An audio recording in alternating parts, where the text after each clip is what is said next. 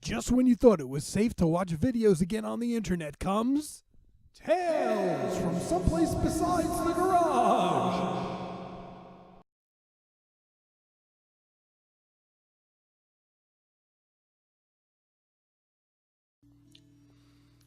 Hey guys, it's back. I'm back. It's back. I'm back.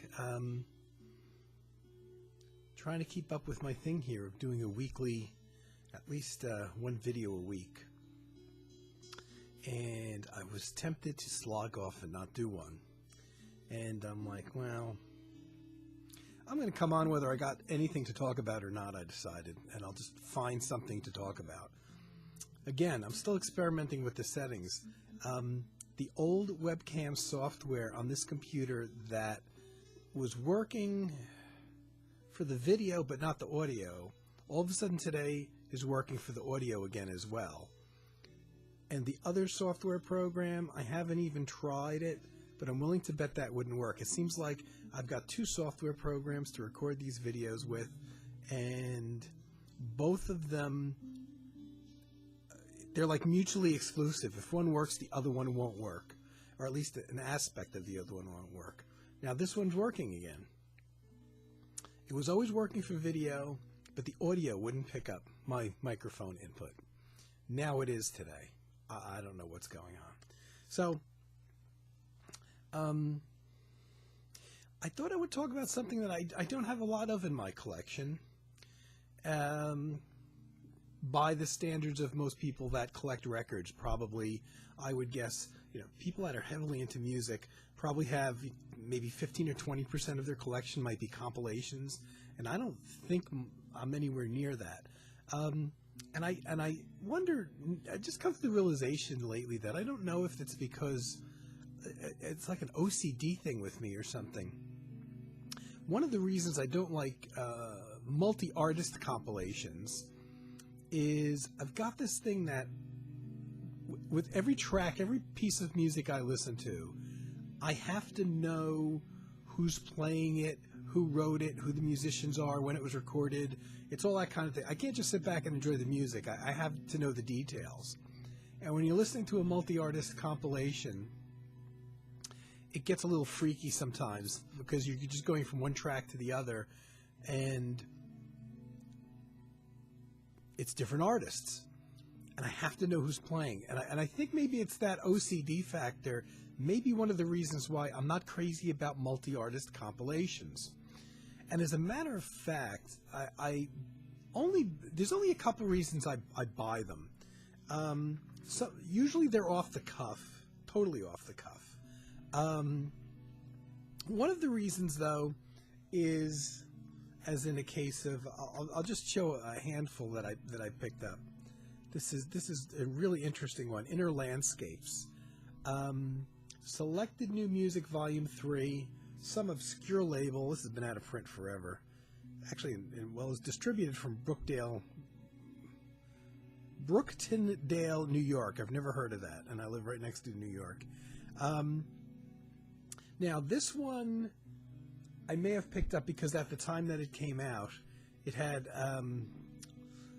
pieces by John Surrey, Laraji, and Steve Roach that were made exclusively for this album. That is 90% of the time why I buy a multi-artist compilation album. And that is simply because I'm a completist with some artists, or I just want as much material I'm into an artist for this specific period of time, and I try to get these obscure tracks by them. So when I saw tracks by John Surrey and Laraji and Steve Roach that weren't on any other album at the time anyway, I'm like, wow, I got to check that out. And again, it's one of these curses of the compilations. They don't flow. It's a really great cover, by the way, for whatever extent you can see that cover art. I really like that. The flow of these, that's another problem with multi-artist compilations. It's really hard to, it's not like one artist is got controls of the sound picture. And this one, for all the electronic artists it has, It has one track by a guy, Sandor Zabo, not somebody I know, and it's like a guitar, like an acoustic guitar and percussion track, and it's amongst all these electronic keyboards, and it doesn't really fit in, so the album doesn't flow like you would hope it would. But I think that's the problem with 99% of compilations out there that involve multiple artists. There's just too many different facets and instrumentation and things coming and going. It's a good album. Doesn't flow that great like a lot of compilations. But I believe since this was put out, and this goes back to the 90s sometime, no date on it, I'm pretty sure that the Steve Roach pieces have been gathered up on one of Steve's albums he's made since then. He's done a few albums of pieces that were unique to various compilations over the years. But the Laraji pieces are not available anywhere else that I looked. This is how I got into it recently. I talked about this series as 3 volumes: Music for Relaxation, Meditation, and Concentration. And these are all, there's 3 volumes of it on the My Land label. And it's actually film music, but it's pretty quiet, low-key film music, but done by obviously different artists. And this may have been the thing that got me started, listening to this again recently, because this is one of my favorites. That made me maybe go out and pull out some of my multi-artist compilations and give them a listen. Even though I do have this frustrating thing with having to know exactly, every single track, I got to know who's playing what kind of thing and who the artist is. So now, a big part, and I showed these before, but a big part of my collection, the one place when I maybe tend to buy a little bit more of multi-artist compilations and different artists and different musicians, different players, different settings, different composers, is classical music, because as I said before, I don't know much about classical music. So in the past, I do have a lot of classical compilation albums, because I basically put them on and I listen to them, and when I find an individual piece I like, I'll check out who the composer is, and I'll look for that piece on another album that's exclusively devoted just to that composer. So I had this series that I showed, and I got to admit, the Night Music series, and I've heard there must be 20 or 30 volumes of this, and it's all, I can't say that there's a whole lot of difference between this and any other classical music compilations. It's all the same kind of people that you would expect. In terms of composers, it's mostly orchestral music. There's nothing new. There's nothing real avant-garde. Look at like Clair de Lune and all that. And water music is hardly new or experimental, and those pieces are in a million places. But I've got a bunch of these. And I got to admit, I like the covers. They're well recorded, but to me, they're steps kind of into the doorway to, okay, I'm not a classical expert. Let me listen to these. I'll find a piece that I like. And these are generally, cut down. These, none of these things on there are like the full 20-minute orchestral things. It'll be an excerpt of a part. It'll be a 4-minute track or a 5-minute track, which a lot of classical compilations are guilty of, and that's what they do. But you kind of, if you like that 4-minute excerpt, you go and you might seek out, at least that's the idea for me, is to go and to seek out the full piece, the full recording, and maybe an album just exclusively devoted to just that particular composer. So in the classical music world, I probably have more compilations, the multi-artist compilations in that than I do in most other areas. For the other areas, I tend to buy things that are, like I said, I'm into a specific artist, and they have a piece that's unique to that album, and I got to have everything by the artist. So, I'll get things like, there's a whole bunch of these. The Echoes radio program, they put out a whole crap load of discs. They're probably up into the volume 30-something by now. And like this one I bought, I don't know why. Joaquin Lovano, the guitarist, is on here. These are all pieces that were recorded in their studio live when the musicians came in. So even if the pieces were recorded on other albums by the artists, these particular versions are unique and usually live, or always live, I guess. The Echo's Living Room Concert Series, which is either when they go into the Echo studio and perform, or sometimes Echo goes out to some little location and records the musician playing in usually a real small, intimate place, like even somebody's living room kind of thing, and they record it. This has Peter Cater and R. Carlos Nakai on it.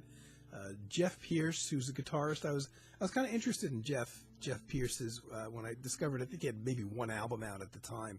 It was kind of interesting because he's one of the few guitarists working in strictly pretty much an ambient thing. I think that might have been why I bought this one. Lisa Gerrard is on here, who I didn't even know who she was at the time. Bill Nelson is on here, the guitarist. Seamus Egan. Raw. I find a lot of these recordings are pretty raw, though. And I've got one with I don't know if it's Living Room Concerts or not. I have a couple discs of theirs. I know there's one David Torn, which is live in the studio kind of thing, which is a really rough recording.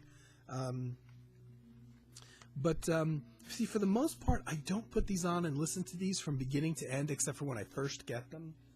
I'm usually buying them to be a completist, to get another piece by an artist. And what I do is I tend to extract the pieces out by there and attach it to like a playlist I have in my computer, or even burn a CD, taking that one track by that artist, like a Jeff Pierce, and kind of put that track at the end of one of his full albums. So it's kind of like an album with a bonus track, so that I'm hearing all like Jeff Pierce music, for instance. That's pretty much what I do with these. I don't listen to a whole lot of them through just to listen to the whole album, apart from when I first get them to discover new artists. I remember when this came out, Soul of the Machine, Windham Hill. Now, Windham Hill at the time was pretty much like 99% all acoustic. So when this came out in 1987, it was very unusual for Windham Hill to do an electronic album. So for that reason alone, I was interested. Plus, a lot of these tracks that are on here are not actually taken from Windham Hill artists or artists that recorded albums for Windham Hill, which was pretty much, at the time, something unusual too, because Windham Hill did a lot of compilation albums, but most of their compilation albums were albums that were taken where they just selected a track from an artist that had recorded an album for them. So this particular one had my favorite piece ever by Fred Simon, Time in the River, which is, in this case, this was actually taken from a Windham Hill album, but there's plenty of others that weren't taken from Windham Hill albums. This Colin Chin was on here, which is the first time I heard him. Shonert and Scott. They did do a Windham Hill album. Gary Chang is on here. Mark Darnell. There's a lot of people. Oh, and Tim Story too. And there's a lot of people that I wasn't familiar with, and it's a really good album. You know, this is one that I might put on and listen to the album in full instead of just pulling off tracks, because, you know, pulling off a track by my favorite artist and putting it in a playlist with his other albums. Yeah, this is pretty good. The flow on this one is pretty good, I remember. It's a very important thing to these, the flow. And I just have a crap load here of things. There was a series, I don't know how many they made. I only have 2 volumes, Soundscape Gallery. And these were, I don't even know what electronic soundscapes. So here's a label at not someplace you associate with electronic music, Durham, North Carolina. Wow. I bet you this label isn't around anymore. Soundscape Gallery. And these were compilations, and I believe pretty much exclusively new tracks by the artist. So all of these were tracks from the artists that weren't on their own album. So another John Surrey track, Giles Reeves, Vidna Mana is on here, a Robert Rich track, and another Steve Roach track. So, and again, oops, I knew that was going to fall off my lap. I got to get a table here or something, as if I don't have enough junk around here. Yeah, so it's another thing, but this is probably something that, again, I probably pulled off like the Steve Roach pieces or something and kind of put them in a playlist with other Steve Roach things. But I did have a couple early Vidna Amana discs and Giles Reeves. I don't think I picked up. I remember Giles Reeves having one big album that I always saw in the record store back in the day when New Age first came out. And it's the only album I ever saw by him, just that one in the store. Robert Rich. I'm sure all these pieces are unique to this particular album. Another volume I have, Soundscape Gallery. It's weird. I didn't realize that this record company was out of Durham, North Carolina. Jeff Pierce is on here. Alpha Wave Movement. Michael Stearns. Bon Lazaga, kind of fusion guitarist. Strange to hear him in this context, but maybe the piece on here is a little bit less fusion from him. Hans Christian, Michael Hagen, Meg Bowles. These were very good electronic albums, and these are the kind of things they from what I remember. And again, I haven't listened to these for a while, and the funny thing is I do these videos, and I'm talking about these discs, and then it makes me want to go play them afterwards, and of course then I start listening to them again, and then it's like, oh, I could do a video talking about it, except I just did a video talking about it. I think those Soundscape Galleries, they flow pretty well. I think they were made to, even though they're different artists doing different pieces. Here's another one on the Hypnos label. And Hypnos, I remember that label was around for a while, and I bet you they're not around again, or still at this point. Hypnos compilation, 2 CD set called The Other World. This is really hard to read. Vidna Amana again. A Produce, who appears in Jeff Grenke. Ron Boots. This might have been the first thing I ever had Ron Boots on. This goes back again to the 80s, 90s. Meg Bowles again, Alpha Wave Movement, Jeff Pierce again, Richard Bone. So this is a 2-disc set. This I remember working pretty well, but they're all, the artists are much more similar in terms of they're all pretty much electronic artists working in the same area. But again, this would be something I essentially bought to pull off a couple tracks, and to maybe this is that at a period of like literally a couple months that I was really picking up a bunch of Jeff Pierce stuff, the guitarist, and I only think I have one solo album by him, but that might have been the only one he had out at the time. And then I found a bunch of compilation albums like this where he contributed individual tracks to. Now, the strangest, I have these two. The strangest compilation albums I have, and I don't even know if they work. They are so bizarre that it's not even a question of do they work just listening to the album as a whole. It's almost like a drug trip. I can't, there's some pretty weird music on these albums. So there's this label out of Belgium that I thought didn't exist anymore called Sub Rosa. But I looked them up, and apparently they do exist still. I haven't looking at some of their releases, it seems like all the releases they did in 2018 were all pretty much LPs, and they stopped putting out CDs, which is kind of weird, but it's such a weird label. So it's a label out of Belgium that pretty much does avant-garde music and nothing even slightly commercial. And the fact is, the stuff that they do ranges from classical music to avant-garde music to electronic music. No jazz, at least that I can detect from what I've looked at in their catalog. And nothing that even skirts along the area of, like in the case of electronic, you could call it New Age. You really couldn't call it New Age. And how I got involved with them is one day I was in Tower Records. I still have the Tower sticker on the back of this one. And I had already been a Harold Budd fan for years when I saw this. This is from the late 80s, this particular CD. Originally came out in 87. And I can't speak French, so am I going to even try to pronounce it? I don't know. But I just saw this, and it had John Hassel, Harold Budd, and Gavin Bryars, all people I knew. I don't know if I'd heard Gavin Bryars' music, and I knew he had done some work with Eno, especially on the orchestral side of the Discrete Music album. That was, I think, Gavin Bryars. That was largely the guy that was organizing the cockpit ensemble, the classical ensemble that played on the second side of Discrete Music. Gavin Bryars, of course, is a composer on his own. I was already a Harold Budd fanatic, and I had several John Hassel albums.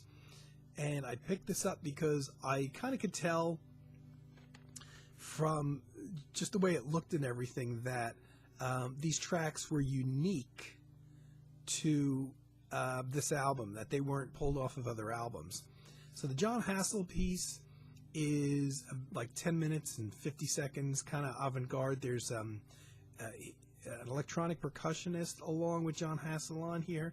Map of Dusk, it's a weird piece. It's a weird nighttime. Everything about this album is pretty abstract.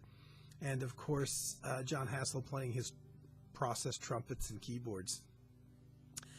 There's two short Harold Budd pieces that Eugene Bowen plays some processed guitar on. And I believe that they're short pieces. I believe they were recorded at the same sessions that where Harold Budd recorded the Abandoned Cities albums, which is one of my favorite albums by him. And the reason I say that is because Abandoned Cities was from the early 1980s, and it's the only thing that I found on that Eugene Bowen was playing with Harold Budd on. And Harold Budd was playing this a very basic organ, actually. On it. He plays it in a very eerie manner, but there's a basic organ sound, not a synthesizer sound. And these two pieces, which are both really short, have that same organ sound, but also are the only other thing that I ever found that Eugene Bowen played on with Harold Budd, which leads me to think that these were tracks that were recorded that were kind of put up on the shelf during that same period when Harold Budd was coming up for the two long 20-plus minute tracks that he created for the album that was Abandoned Cities, which is one of my favorite things by him. So they're both kind of weird too. They're both weird pieces. The Gavin Bryars piece I haven't listened to lately, so I don't have much of a recollection of it. It's a short album. It's only about 40 minutes. But the piece that really interested me almost, I'd say the most, was something that I just couldn't figure out because they don't credit it to musicians. It's a track called 8 Perspectives Romanus, and it's just credited to Sub Rosa. Well, Sub Rosa is the record label. So apparently what this is, and they didn't include, I don't believe they even include the information on the CD itself. Okay, I'll put this down.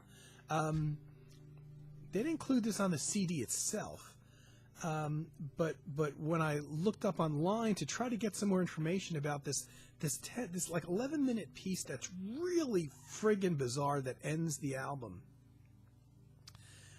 you hear what sounds like church bells recorded outside. You hear like birds chirping, and then comes this like choral religious thing, these voices singing, not quite a Gregorian chant, but kind of sounds like religious music, with a big pipe organ, a church organ kind of thing.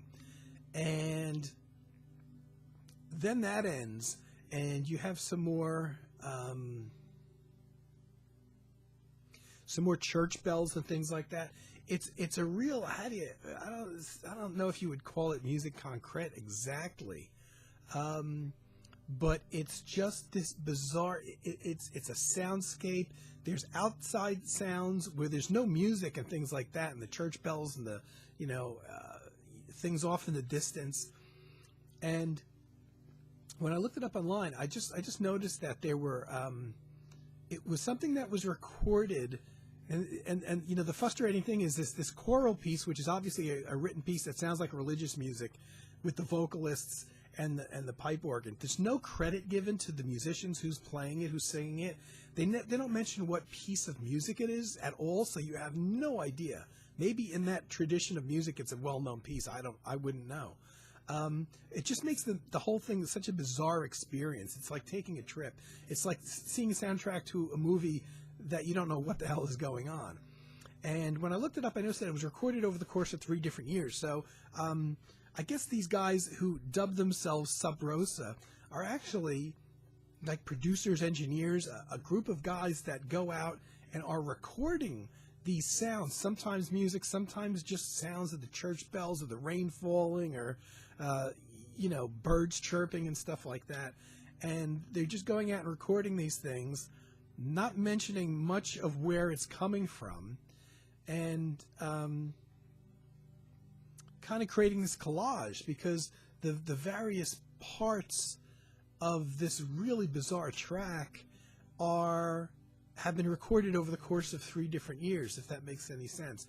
The only information they gave is that this sound collage was recorded autumn 84 to spring 87, and then mixed in March of 87. And they give credit to the bells recorded at the Oriental Abbey of Seven Tone, I think is how you pronounce it. Just bizarre, so they give credit to where the bells were recorded, but not where the musicians were singing, and the organist that's playing on there. But it's such a weird, trippy, it's the kind of, it's music to be listened to at 2 a.m. And it's like, what's going to happen next? I don't know. None of it's shocking. There's no like loud, sudden bangs or anything like that.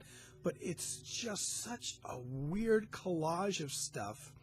And they don't even give credit of where this stuff really comes from, except they give credit to the quote-unquote musicians of Sub Rosa, which I believe is nothing more than the engineers that actually recorded these various collages. So a few years later, that's a bizarre album. That's a good album if you like kind of out there experimental music, and you do have to like John Hassel. It's one of his weirder pieces. I wouldn't say it's a must-have for Harold Budd stuff, because I can see why he didn't release the pieces. They're not. It's almost more like him, doing a couple short pieces, fooling around in the studio. But I like them, but they're not great pieces. Quite a few years later, I came across another compilation by them called the Myths Collection Part 2, which isn't Part 2 from that one. There's an actual Myths Collection Part 1. And once again, I noticed John Hassel's name on there, and also William Burroughs, the writer, which is weird, and Les Archives, Sonorous SR, which is Sub Rosa, Debussy. I'm like, I got to check this out. Did what's his name? John Hassel recorded another piece for them. But here's the weird thing, because it doesn't list on the back of the disc the names of the pieces. So I bought it kind of blind. And oddly enough, the on the track list, which is a whole bunch, it's another bizarre, abstract. It's really something like, if you're really in the mood for something abstract and trippy, and you don't want to take acid, but you want to go on a trip, it's like that. It's like, this is another good one. Maybe not as good as the other one, but I'm very partial to Harold Budd. There's also Myths Collection Part 1, which I don't have. And Sub Rosa, who I didn't think was around, but is still around, has done a whole series of these. Though slightly disappointed, though, when I got this home and opened it up, the John Hassel piece is the same exact one, a piece called Map of Dusk, that like 11-minute piece, that appears on the earlier compilation, though all the other tracks appear to be unique to this one, to this weird-ass album. There's a whole bunch of people I don't know on here. Graham Revel plays on one track, who's I know him as a movie soundtrack composer. There's a whole bunch. I haven't listened to this recently. There's a whole bunch of tracks that I can't speak to, that are, but they're all kind of in that weird avant-garde, semi-classical world. That John Hassel piece is one of the few electronic pieces on here.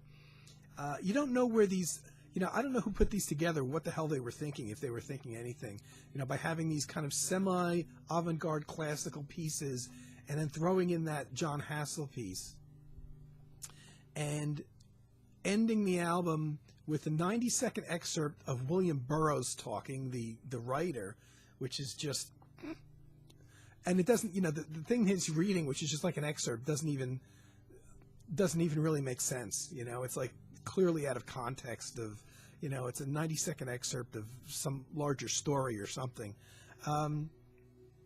There's a weird thing, there's a Claude Debussy piece on here, which goes for about 4.5 minutes. Very poorly recorded, and but it's a Claude Debussy piano piece, solo piano piece. But the interesting thing is when I looked at the credits, I saw the date on it, that it was recorded in 1911, and the reason that the sound is so crappy is it was recorded in 1911. It's actually taken from a wax cylinder recording, because I guess back in 1911 I didn't have vinyl records. And so they apparently were recording onto these wax cylinder things. And it's actually a recording of Claude Debussy himself playing one of his own pieces, which I think is the only time that I've ever heard Claude Debussy playing one of his own pieces. So that's really kind of out of left field. And that's an acoustic piano piece. This old recording, obviously it's kind of old and scratchy. And they put it on the CD right after the John Hassel piece, which is like essentially a modern electronic thing. So the way it flows, it's just bizarre. But if you remember that first album that had that piece that was credited to the musicians of Sub Rosa, who apparently are really engineers who go around collecting sound collages and then mixing together these bizarre things. Well, they did it here again. So one of the next to last thing before that weird William Burroughs piece on here, which again, it just makes the whole album like a drug trip. They do another roughly, I guess 10 or so minute piece where they do the same thing. They have the sound of various bells being rung, another different recording, again, of choral music, and again, they don't create the musicians. So you hear this, religious sounding vocal music thing going on with, again, some pipe organ.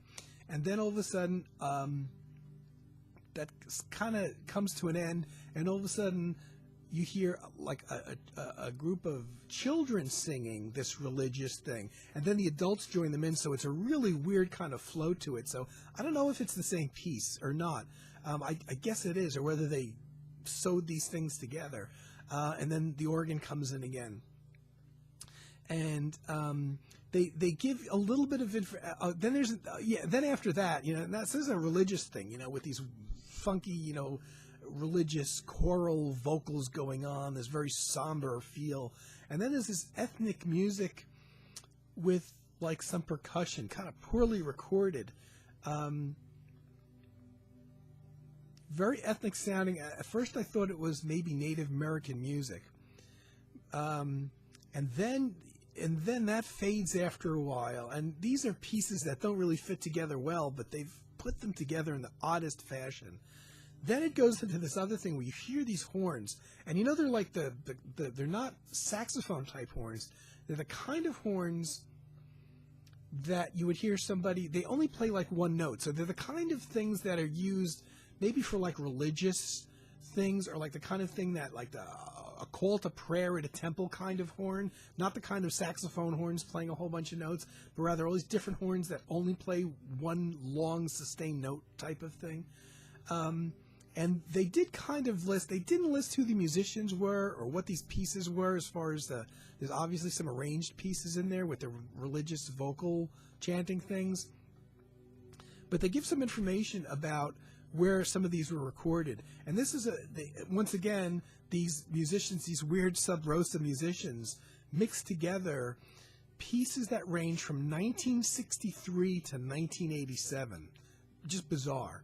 So the thing started off I think it's on this one again. I think they start off with church bells, but I'm not sure. That were recorded around 1987 in the abbeys and forests around Belgium somewhere, and then it goes into something recorded in Turkey in 1973, which I think was that weird thing. I thought it was American Indian chants with drums. I think that's the part from Turkey, and then those